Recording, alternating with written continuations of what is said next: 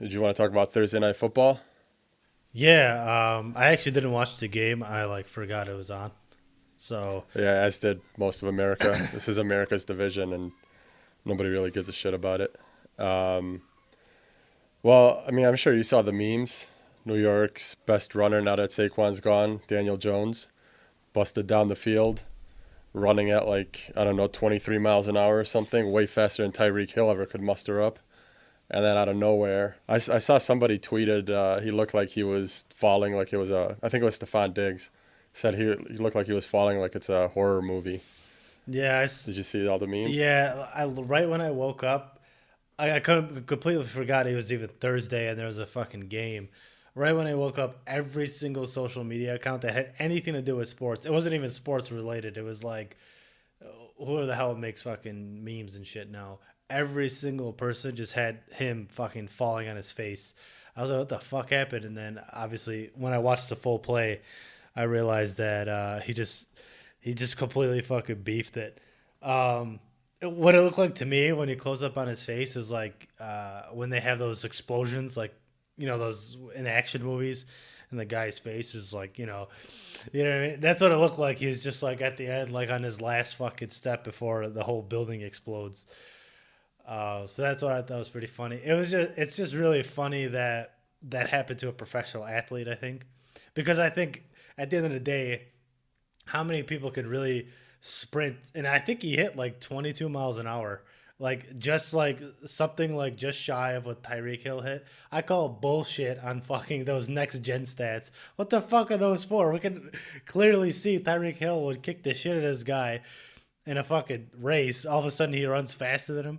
Maybe he was hitting those speeds. Who the fuck knows? But it clearly probably why he lost balance. He probably never ran that fast in his life.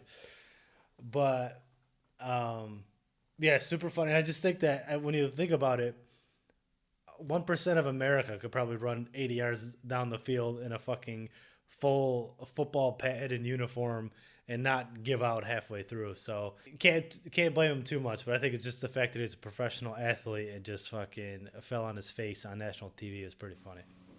Yeah, it's not something you, like you said, expect from a national athlete, someone who kind of runs for a living, I guess.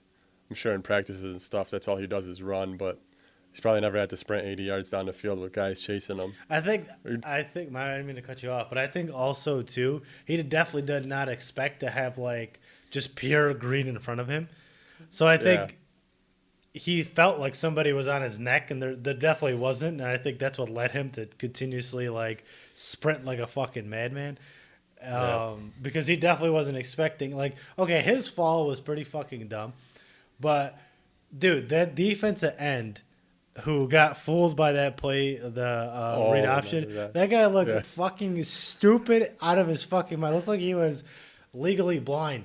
The dude looked like he had a walking stick and a fucking dog or whatever the fuck those are called. The fucking Yeah, walking dog the or eight guide yeah the dog. guide dog in front of like looking for the running back while Daniel Jones is fucking nothing but like green in front of him. And everyone was making fun of Daniel Jones for falling on his face, which is funny. But that defensive end needs to lose his job. I've never seen a defensive end look dumber on that play. Yeah, except for Taven Bryan. Oh yeah, that was fucking ridiculous. But that wasn't on national television, so he got away with it. Yeah. Yeah, I think that's why he fell is because he kept expecting somebody to tackle him from behind, and nobody came around, so he started looking around, and that's why he started like wobbling and then fell down. Yeah, for sure. And like I can imagine if you're a quarterback who never I mean he scrambles here and there, he gets some runs, but he definitely didn't think he had that much space in front of him and that nobody was near him. Super funny. Yeah, And couldn't happen to a better guy. yeah. Didn't it happen though? Was it the Eagles that it happened to before too? Where someone, it was like a receiver caught it and had a wide open field. I feel like it was Riley Cooper that caught it, had like a wide open field and just like fell. Shit, I want to find out who it was now. I don't know. I feel like that happens a lot when the players get sniped, but I don't know. I can't put my finger on the last guy who did that. I don't know. I can't figure out who it was, but yeah, that's. I feel like it was an Eagles player that fell after having like a wide open catch and just green grass in front of him, and everybody's like, "Oh, that guy got tackled by Manti Te'o's girlfriend or whatever." But going on the other side of the ball, the Eagles. I actually shut the game off after Sterling Shepard caught that touchdown that put him up by, I don't know, whatever it was, 11 or something. And I was like, all right, well, this game's over. There's no way Philly's coming back.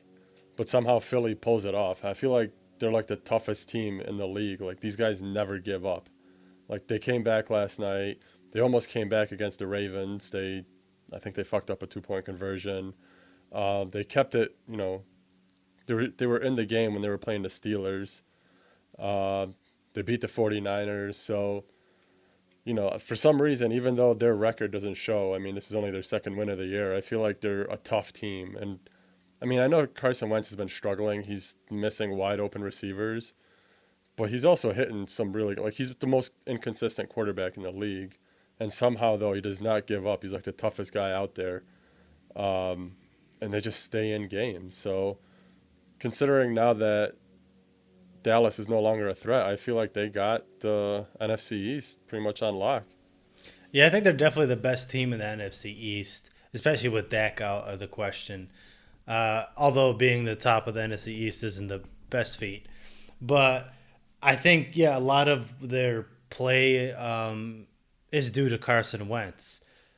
Very inconsistent, can make a perfect pass like that pass he did to win the game. But then also that pass where he threw to nobody, threw it to James Bradbury for that interception. I don't know if he was trying to throw it out of bounds. There was that receiver there, maybe just completely airmailed it. Who knows? He reminds me a lot of Ben Roethlisberger, I feel like.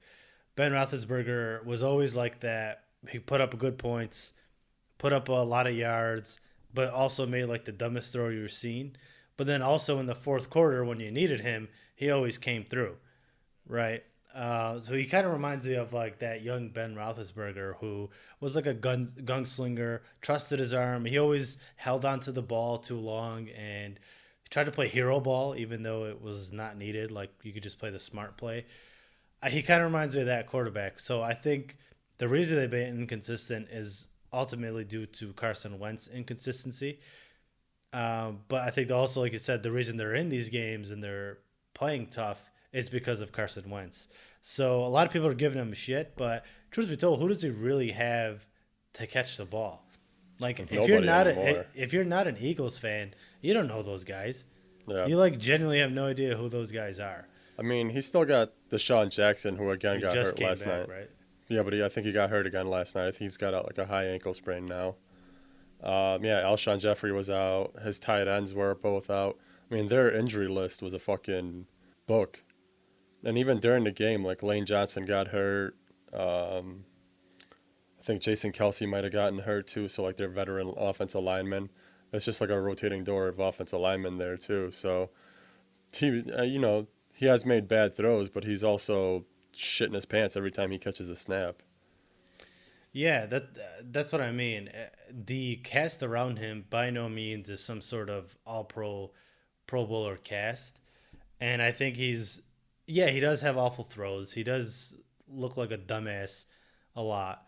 But he is the reason that Philadelphia right now is in the mix to win their division and in the mix of these games and winning these games. So he gets a lot of shit, but I also think that, sometimes you have to give credit where credit's due. Even though he is that second overall pick, he shows you flashes of why he's the second overall pick. And he shows you flashes why he played at North Dakota State University. I don't know. I just think people aren't giving him with credit where credit's due. And Eagles aren't going to scare anybody, especially with the weapons they have now. No offense if you guys are listening. But the four listens we get. Yeah. But you have to just give them credit for clawing back in the game, regardless if it's against the Giants. You know what I mean? They've been inconsistent, but they're making it work. Yeah, they're tough. I mean, they're even just playing through injuries too, so got to respect that. That's pretty much it for Thursday night. Thank you for listening in to this clip of the Moose Bros podcast. If you enjoyed this, please comment below, and subscribe to this channel to see more clips just like this one. If you want to listen to the whole podcast, you can find us at Spotify or Apple Podcasts under Moose Bro Sports.